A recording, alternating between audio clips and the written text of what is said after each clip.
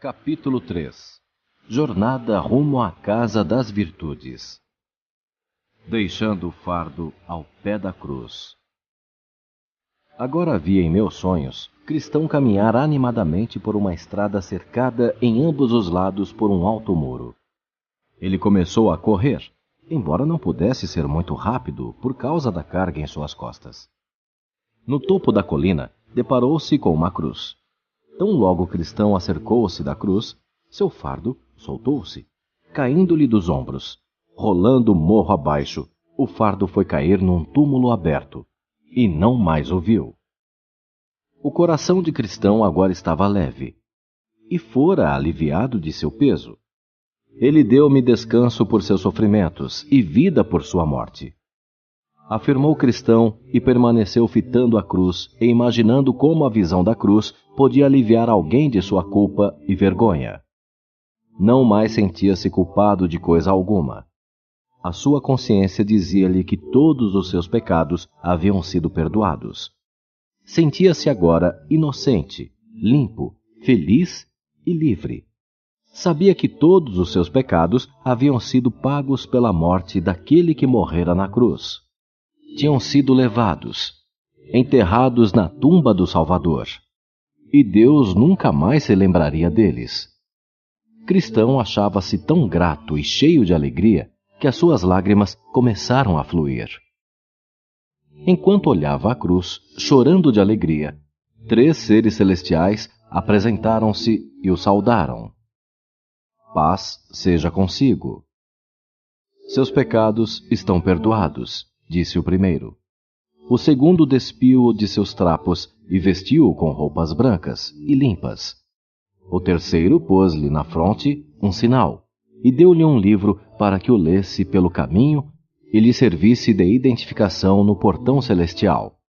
Então, Cristão pulou de alegria e, cantando, seguiu seu caminho. O encontro com falsos cristãos. Vi Cristão chegar ao sopé de um morro onde, a uma pequena distância da estrada, achavam-se 3 homens profundamente adormecidos. Todos os 3 traziam nos pés grilhões de ferro. O nome de um era Simples, o do outro, Indolência, e do terceiro, Presunção. Cristão acercou-se deles para alertá-los do perigo e gritou: Vocês estão como os que dormem no topo de um mastro, ou se deitam no meio do mar. Acordem e venham comigo. Permitam-me tirar-lhes os grilhões. Se aquele que ronda ao redor, rugindo como um leão, aparecer, vocês certamente serão devorados. Sonolentos, eles o olharam com uma carranca. Não vejo perigo, negou Simples. Deixe-me dormir um pouco, reclamou Indolência. Por que você se preocupa? Atalhou Presunção. Cada macaco no seu galho. E todos se deitaram para dormir novamente. Cristão seguiu seu caminho, frustrado só de pensar no perigo que corriam aqueles homens. Contudo, eram incapazes de percebê-lo e ainda tinham pouca apreciação por alguém que tentasse ajudá-los. Foi então que ele viu 2 homens saltando por cima do muro, um pouco atrás dele. Os homens apressaram o passo e o alcançaram. Um chamava-se formalidade, outro hipocrisia. Cristão. Cavalheiros, de onde vocês vêm e para onde vão? Eles contaram que eram da cidade da Vanglória e estavam indo para o Monte Sião. Cristão. Por que vocês não entraram pelo portão no início do caminho? Vocês sabem o que se acha escrito no livro, pelo construtor do caminho. Aquele que não entra pela porta, mas sobe por outra parte, é ladrão e salteador. Eles explicaram que todos consideravam muito longa a distância que ia do lugar onde moravam até o portão, e então o modo usual era pegar um atalho e entrar por cima do muro, como haviam feito. Cristão. Mas isso não será tomado pelo senhor da cidade para onde estão indo como fraude e violação das instruções? Eles responderam que Cristão não deveria perturbar a cabeça com aquilo, pois onde viviam possuíam um costume muito antigo para guiá-los em seus ardis, e podiam fornecer muitos testemunhos de sua natureza prática no decurso de mais de 1000 anos. Cristão. Mas ele resistirá ao teste final? Eles achavam que sim. Alegaram que um costume existente há tanto tempo certamente já havia sido aceito e, sem dúvida, seria admitido pelo juiz imparcial no fim do caminho. E arrazoaram eles. Estamos no mesmo caminho que você. O que importa o modo como entramos? Se estamos dentro, estamos dentro. Em que a sua posição é melhor que a nossa? Cristão. Eu ando pela regra do Senhor do caminho. Vocês seguem a própria fantasia, a crua invenção de homens sem inspiração. Já são chamados de ladrão pelo Senhor do caminho. Por essa razão, duvido de que ao fim serão considerados homens verdadeiros. Entraram sozinhos, sem a direção dele, e sozinhos sairão, sem a sua misericórdia. Diante disso, mandaram cristão cuidar da própria vida. Eles cuidariam de si mesmos.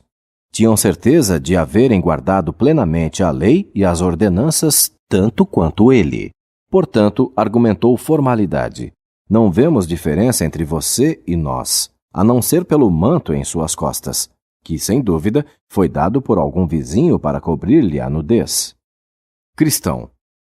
Por leis e ordenanças, vocês não podem ser salvos. E quanto a este manto que estou usando, foi-me dado pelo Senhor do lugar aonde estou indo. Foi-me dado, como disse você, para cobrir-me a nudez.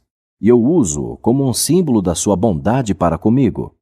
Porque antes eu nada tinha além de trapos. Agora estou certo de que ao chegar ao portão da cidade celestial, o Senhor me conhecerá pelo manto que me deu. Por este sinal em minha fronte, que talvez vocês não tenham notado, posto aí por um de seus servos fiéis, e por este livro que trago na mão. Todas essas coisas duvido que vocês as possuam, porque não entraram pelo portão. Eles não lhe deram resposta. Antes, olharam um para o outro e riram. Então, Cristão pôs-se a caminhar um pouco adiante deles, lendo às vezes em seu livro para refrigerar o espírito e superar os desapontamentos do dia. Avizinhavam-se agora de um morro alto e íngreme, chamado Dificuldade, ao pé do qual haviam outras 2 estradas, uma conduzindo à direita e a outra à esquerda do caminho reto e estreito. Havia também uma fonte refrescante, onde Cristão bebeu antes de tentar subir o morro. Formalidade e hipocrisia também chegaram ao pé do monte. Quando viram, porém, que ele era íngreme e difícil, e que havia 2 outras estradas, eles não sabiam que o nome de uma era Perigo e o da outra Destruição, supondo que as estradas secundárias fossem dar novamente no caminho estreito, no outro lado do monte, tomaram o que parecia ser a rota mais fácil. Formalidade pegou a estrada chamada Perigo, que o levou a uma grande floresta, onde foi devorado por bestas selvagens. Hipocrisia seguiu a estrada da Destruição, que o conduziu a uma vasta planície, onde havia muitas covas profundas. Ele tropeçou e caiu dentro de uma delas, e não mais se levantou. Ao começar a escalar o morro, Cristão cantou: Devo subir ao topo da montanha. Não importa se o caminho é íngreme, pois eu sei que, atravessada a luta, encontrarei o caminho da vida, e o caminhante não deve chorar. Então, coragem, meu coração não desfaleça, não tema. Embora a rocha bruta faça lento o caminho, a trilha fácil apenas me leva para trás. Avante e para o alto, neste caminho devo seguir. Perdendo o livro no caramanchão tranquilo. Na metade da subida havia um agradável caramanchão, um lugar de descanso para o viajante fatigado. Cristão sentou-se aí para descansar. Começou a apreciar o bom manto que lhe fora dado na cruz e a desfrutar da leitura do livro. Assim, deleitando-se por um instante, ele cochilou, e o livro caiu-lhe das mãos. Logo deslizou para um sono profundo, que o deteve até quase à noite. Então, ouviu uma voz. Vai ter com a formiga, ó preguiçoso! Olha para os seus caminhos e sê sábio.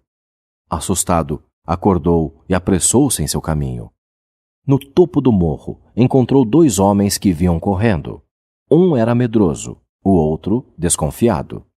Cristão bradou-lhes: Senhores, qual é o problema? Vocês estão correndo na direção errada? Medroso respondeu que estavam indo para o Monte Sião, quando chegaram a um lugar extremamente perigoso. Parecia que quanto mais longe íamos, mais perigoso se tornava, contou ele. Por isso estamos voltando. Sim, ajuntou o desconfiado. Vimos bem à nossa frente um par de leões. Se estavam dormindo ou acordados, não sabemos, mas temos certeza de que se tivéssemos chegado perto, teriam nos rasgado em pedaços. Cristão: Vocês me deixam com medo, mas aonde eu iria para ser salvo? Se volto ao meu país, ele está destinado ao fogo e ao enxofre. Eu certamente pereceria lá. Se conseguir chegar à cidade celestial, sei que lá estarei salvo. Assim, devo aventurar-me. Voltar atrás nada mais é que a morte. Avançar é temer a morte, mas a vida eterna está além dela. Por conseguinte, irei adiante.